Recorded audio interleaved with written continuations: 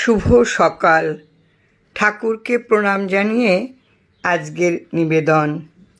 নামধারীর কাছে শারীরিক, সাংসারিক, জাগতিক বা অতিজাগতিক কোনো প্রলোভনই গুরুত্ব পায় না।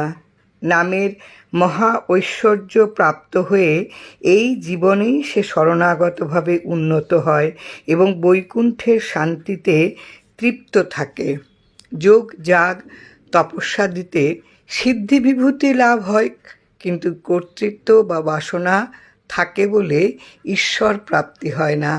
একমাত্র নামেই ভগবৎ প্রেম জাগ্রত হয়ে ভক্ত ভগবানী মিলন হয়।